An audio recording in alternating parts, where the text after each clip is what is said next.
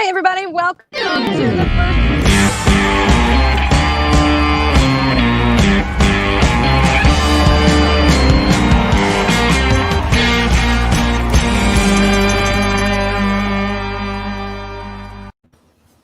Hey, everybody, welcome to the first edition of The Beach Boss. I'm Michelle Yu. The current Beach Boss is Ray Paulick, and this week we're going to be joined by Ray Collmus as we all get to take on Ray head-to-head. Ray, it started yesterday with this great Beat Ray contest. How did you fare?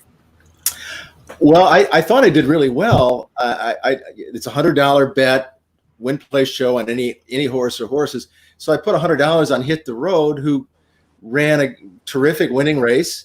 And then I found out I'm in 40th place behind you, and others. So, I'm off to an okay start, but I guess I went too chalky. You have to pick winners somehow, but one of my favorite angles is always try to find some price underneath. So I actually love the aspect of this where it's win, place, or show, and you can kind of spread your dollar amount. It doesn't have to all be on one horse. This week, you're going to be taking on Ray Collmus, who is going to be the new race caller here at Del Mar. Had his unveiling yesterday. Larry, how was your day yesterday for opening day? It was awesome. I mean, how do you not love this place? Here, check this out. Look at this. Here's my view of the track, right? Kind of behind me, but that's a great view there from the announcer's booth. The ocean, come on, this place rocks. This is a beautiful place, and opening day was fun. Wish there were, actually people here to enjoy it, but outside of that, hey, it was a good start. So I'm glad to be here. Now, just a question, because the Beat Ray contest goes on every day of the meet, did you play yesterday just kind of by yourself to see what you could do against Ray? If it wasn't opening day, I probably would have, but I had a bunch of stuff going on, and I'm sure I would have beaten him, but what are you going to do? He was like, I was going to put all $100 on Canderel to place. Ray and I, to be honest, we would have been tied because I'm pretty sure I would have bet 100 to win on Hit the Road too. Oh, I'm excited to see what you guys are going to do today. So today's feature race is the Oceanside, or the Wicker, excuse me. It goes as race number 8, and that's going to be the race. If anyone else wants to play to try and beat Ray, this is what you're going to do. You're going to go to DMTC, and you can make your own picks, and you can spread out your $100. Ray, I'm going to start with you. Are you going all in on one horse, or are you going to try to sprinkle around the cash? I'm going all in. I'm going all in on a horse again, and listening to your talking about how maybe it's better to spread a little bit, I may start doing that. But right now, I'm all in on Voodoo Song. And I know that there's a lot of speed in the race, but I think he's the speed of the speed. And it's a horse that Larry has called many times, I know. Yeah, Voodoo Song, man. He's one of my favorite horses. He won, I think, was it like 5 races at the meet at Saratoga or something ridiculous like that. I mean, he loved Saratoga. And I just sent a tweet out a little while ago about Voodoo Song saying, hey, if you love Saratoga like me, you're going to love Del Mar too. So if I'm right, you're going to do pretty well with Voodoo Song. I just kind of thought that he wasn't as fast as he used to be a couple of years ago. I really like him as a horse, but I'm just, if you're right, that's going to be pretty cool, Ray. But I'm going to go for Suitor at a big price here. I have a feeling his last race, if you look at thoroughgraph sheets, which I like to do, it was as fast as any horse in this race, and he's 12-1 on the morning line. I mean, why not take a shot? He could bounce off of that race, but he also may have needed it. So I'm going to go for a price and go for Suitor and just bet 50 to win in place on him. There you go. I like that angle. See, I'm looking to put some money on Suitor too. I like him at the 12-1 morning line. He was reminiscent to me of Canderel yesterday. Like you said, I think he needed a race off of the layoff, so he's intriguing. Ray, you didn't tell us why you liked Voodoo Song. I mean, he's over 2 this year. He didn't win a race in 5 starts last year. He's never been on the Del Mar sod. What's the deal? Well, look, this is the 3rd time he's started for Richard Mandel. He used to be trained by Linda Rice. Back east for the same owners, Barry Schwartz, who I think lives up in Santa Barbara now.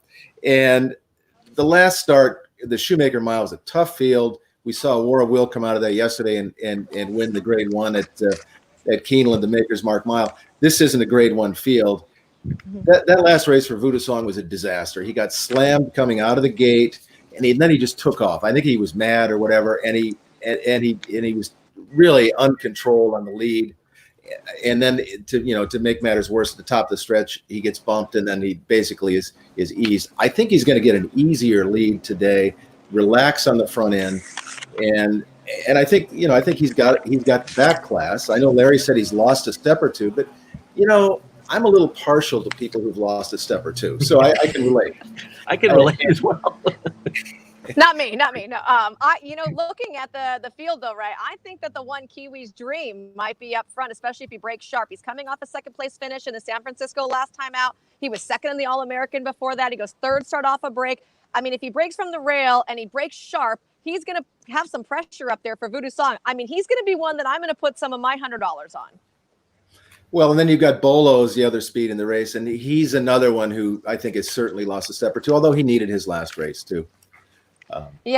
Bolo definitely has some back class to lean on. He won the Shoemaker Mile back in 19. The one start this year, like you said, he definitely needed the out, and we'll see where he fits. I mean, one thing that you love about these kind of races is we get to see a lot of older statesmen. We've got a lot, he's an 8-year-old. We've got a lot of 6-year-olds, a couple 4- and 5-year-olds. So I like to see some of these older horses. And, Larry, talking about Voodoo Song, how you used to call him and you were a big fan of his. It's kind of nice to get to see these old campaigners hanging around.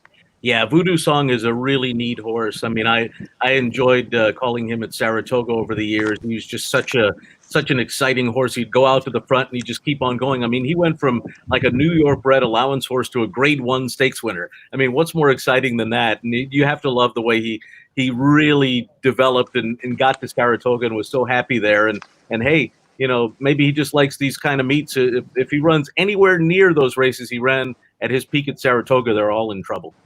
I know what's more exciting than a New York Stakes horse going on to be a Grade 1 winner, a Calbred that goes on to be a Grade 1 winner, just because, speaking of California connections, the 9 Big Score, I think he's really interesting. He's my top pick in here, and neither of you guys mentioned him. I don't know if that's a good thing or if that's a bad thing.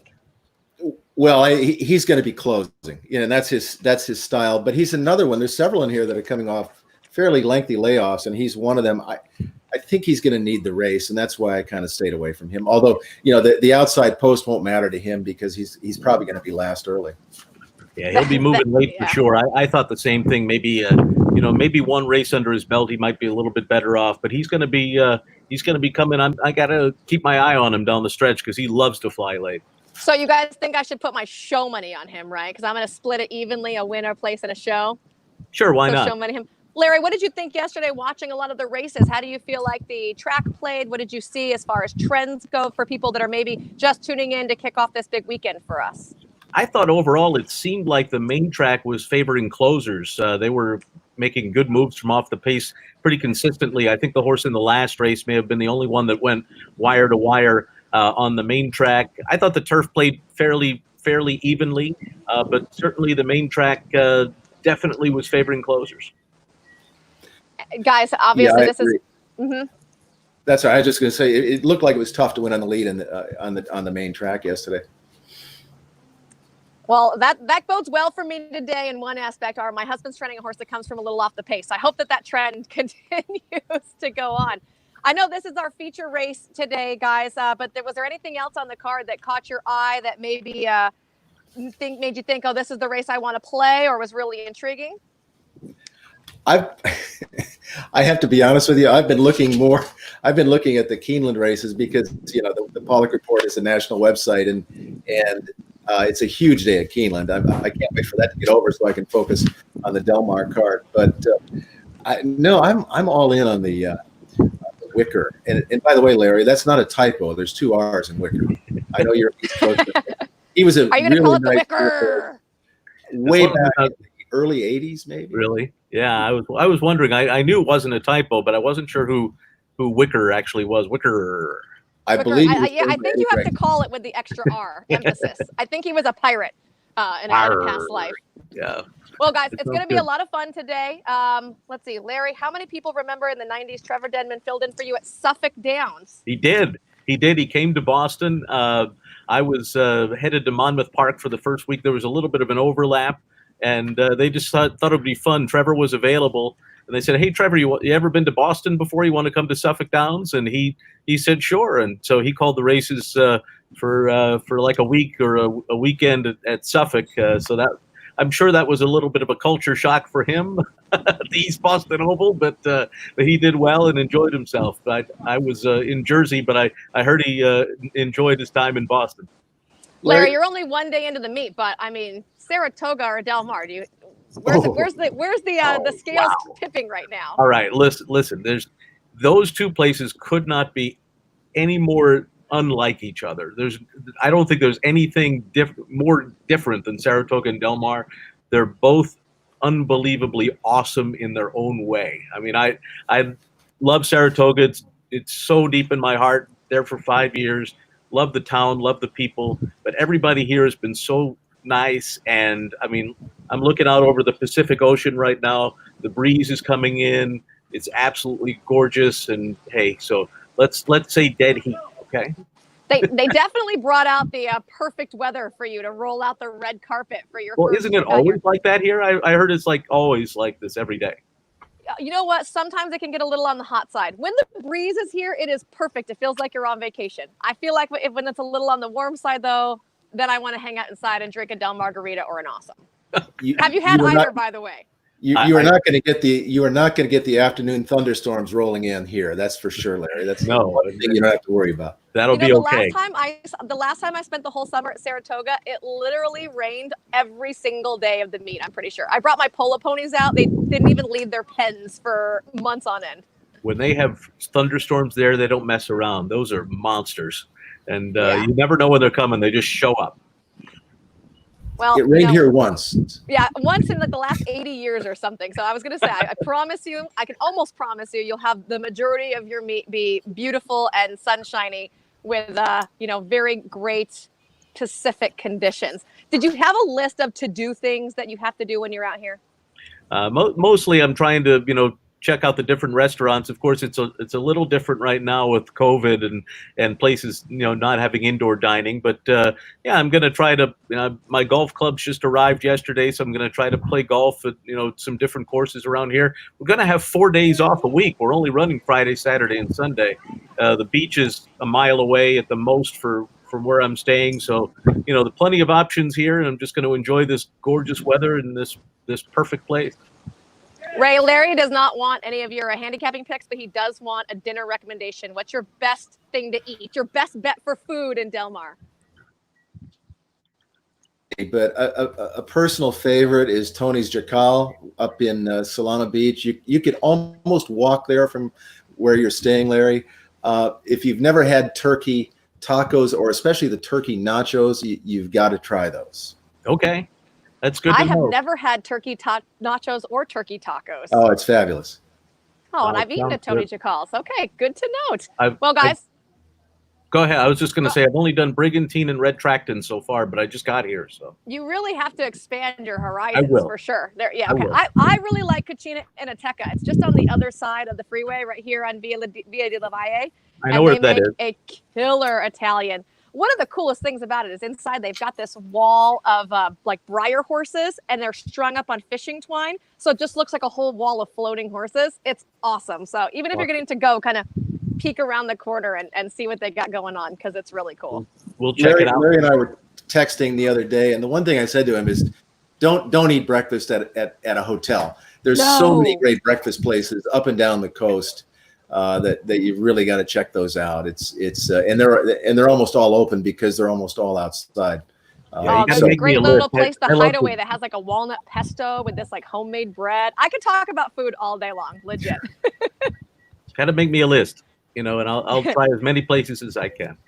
That's what we like to hear. Well, guys, good luck today in the Beach Boss Challenge. Everyone can play along. Every day you can try and beat Ray. DMTC is where you want to go, and it is tons of fun. Also, make sure to check out our lens on Insta. You just click on the smiley face and then try it, and then level up by every week, checking out the Instagram and competing our different challenges. And don't forget, of course, if you're at home, if you're on the beach, wherever, to share your photos, share your videos, #HomeTurfClub. So we can get all of those posted on all of our Del Mar social media streams. And don't forget, every day, play versus Ray, guys. Great talking with you. And Ray, I'll be cheering you on, kind of. I'll be seeing you for sure on here. See you next week. Where did Michelle go? I think she got blown over by the wind. And it broke my